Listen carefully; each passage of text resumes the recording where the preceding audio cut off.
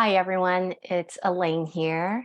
I help chronically stressed and depleted women who struggle with health challenges take the guesswork out of self care so that they can live a life full of ease and vitality, essentially helping them get back to feeling like themselves again.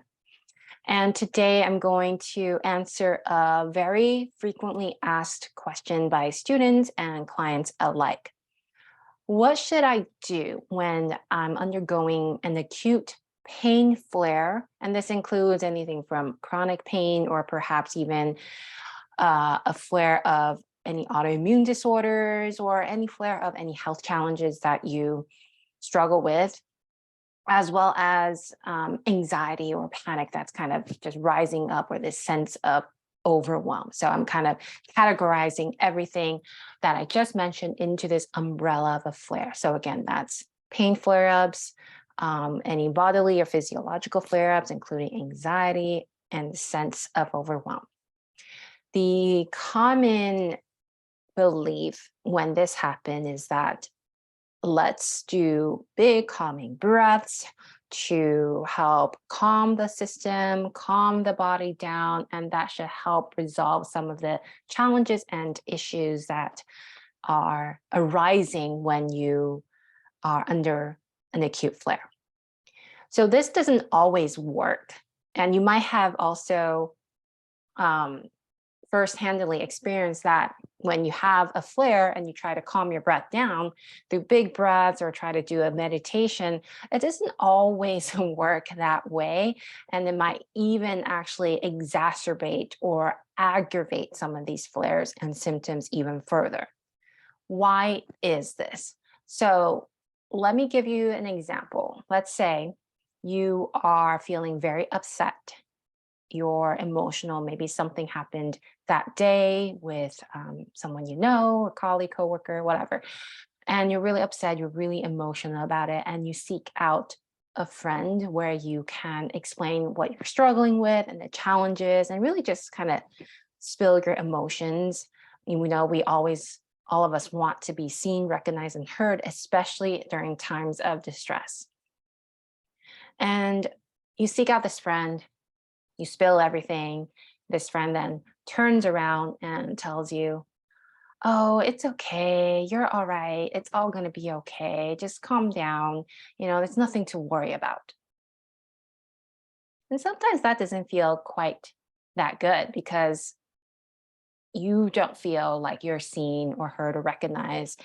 It feels as if your friend is just giving you a there kind of talk, and you don't feel like you really got the thing you need, got the support you need, even though you're not really seeking answers, you're really just seeking someone out to see you and recognize you in your pain and in your struggles and be like, yes, I empathize with you and I'm going to sit here with you. And when you're ready, we can figure this out. So that's the same thing when you are in a state of flare and you're telling your body, it's like, okay, there, let's calm down. Everything's okay. There. So essentially, that doesn't always work because you want to meet your system, your state of your nervous system, exactly where it is. It's like how you want your friend to meet you where you are when you're in that emotional distress. So instead of trying to calm it down, you want to practice techniques that actually start at that level where your nervous system state is, which is more in the hyper alert, hyper vigilant state. And then when it is ready, it will naturally start to dial down. So there's this technique that I like to call sip, sip out. So it's a breathing technique. This simulates kind of this more agitated, alert nervous system. But the trick of this breathing technique is that it eventually will bring the nervous system and dial it down a few levels. So it goes like this.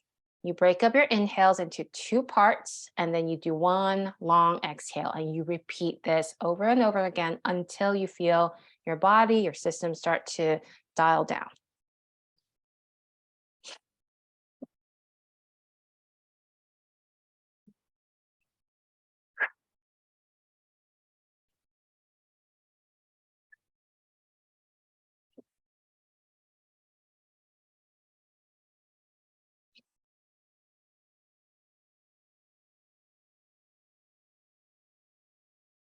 So as you can see, the inhales in that sipping aspect almost look like this hyperventilation when you're like, oh my gosh.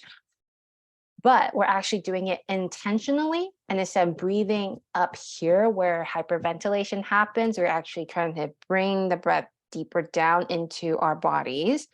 And the exhales, if you notice, are also very intentional, kind of drawing out the exhale, which is what's going to help dial down the alertness and the hypervigilance of your systems. So, like I said, you can do this technique as many rounds as needed until you feel like, okay, I'm slowly dialing down. I can gather myself now. My system, my body, my mind is ready to now take that next step of figure out how to resolve this issue, whatever it is that's causing this state of panic, overwhelm, or flare, right? That way you actually can step out and zoom out a little bit, see it in a bigger perspective, more objective perspectives. Like, okay, I've been here before. I've come out of this pickle before. What can I do right now to support and nurture myself? So hopefully that helps the answer to the question of what to do when I am in an acute flare or state of anxiety is to meet your nervous system first and foremost, exactly where it is. And then from there, slowly dial it down. Then you can follow up with the traditional practices of guided meditation, guided relaxation, or just deep, calmer breaths. So let me know how this goes for you. If you have any further questions about this practice or questions about stress management, self-care, and pain care, feel free to contact me, and my information is below. Again, my name is Elaine, and I will see you next time.